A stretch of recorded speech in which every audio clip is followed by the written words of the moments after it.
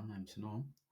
Well, this is the update on the AUD If you recall the last time, we said that we are expecting a decline. Let me go to the daily.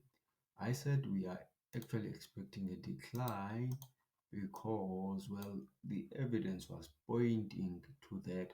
So I said we have wave 1 here and then an A, B, C that is expanded flat wave 2.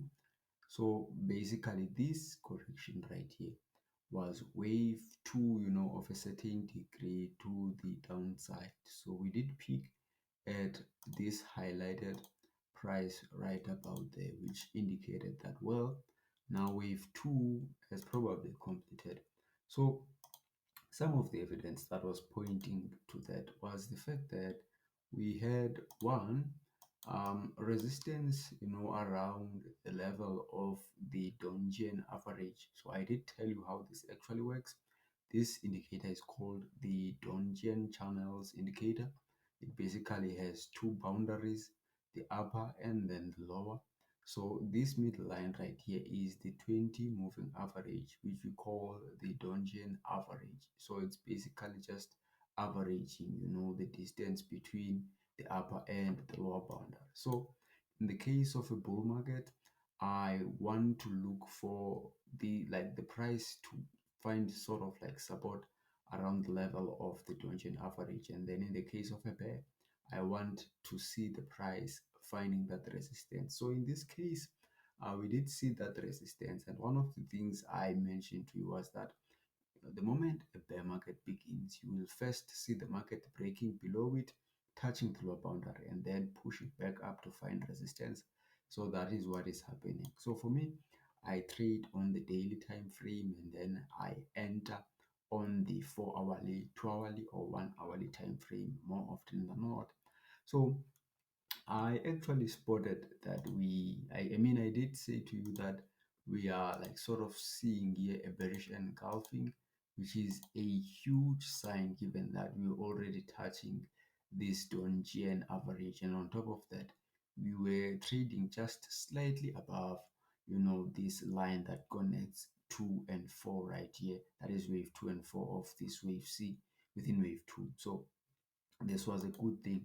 So right now, I think we're going to push higher. I mean, if you are considering this low right about here, this is, a good spot to say seek liquidity. So I believe by tomorrow we are going to hit it, because if you look closely here, we have this, bearish engulfing candlestick, and then it was followed by this sort of like bullish candlestick right here, which was basically stalling.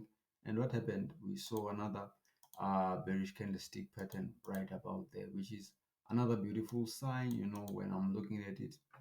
And then, a Marubozu following it, which is what we see here.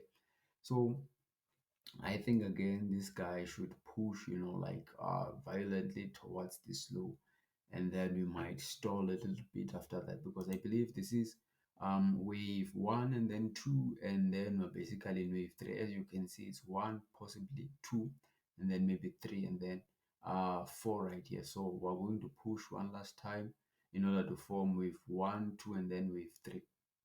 So on the 4-hourly, our outlook hasn't really changed much. As you can see, we have wave 1 and then wave 2 right here. Instead, we changed and said we have an ending diagonal wave C of 2 here. So I believe this is wave 1, 2, and we wouldn't want to see the prices touch this price area right here, because again, it would mean that right now we have an extension. If that happens, instead of seeing this is 1, 2, 3, perhaps, and 4, once we touch it, if we happen to push higher, it possibly means that we have 1, 2, and then 1, 2, which is like 1, 2, 1, 2 series, indicative of a wave extension. So far, I am expecting that our wave 3 of this degree, which is sub-minute, is going to be, like somewhere around this price area. Again, this is not a financial advice, but then this is just the application of the wave principle. So the wave principle is suggesting that we should continue to push lower. So one other thing I should mention is the fact that if this is the third wave, we would love to see the prices breaking below this boundary right here of this Kennedy base channel. Remember, the Kennedy base channel, it connects the origin of wave 1, which is there, the peak of wave 1, and then the termination point of wave 2. So when prices happen to break below, in the case of a bear market, that is below the lower boundary of the Kennedy base channel, it's indicative that the third wave is in force. So we know that the third wave is labeled or declared as the wonders to behold wave. So again, I wouldn't want to miss out on that. But then also, if you are a trader, you want to like save yourself from, unnecessary losses, you want to wait for a pullback or a throwback in the case of a bull market, and then buy or sell depending on the, like the direction. So in this case, I would love to see a pullback and then look to short. Well, ladies and gentlemen, that does it for today. Please make sure you subscribe, you comment, you share, you like. Have a good one.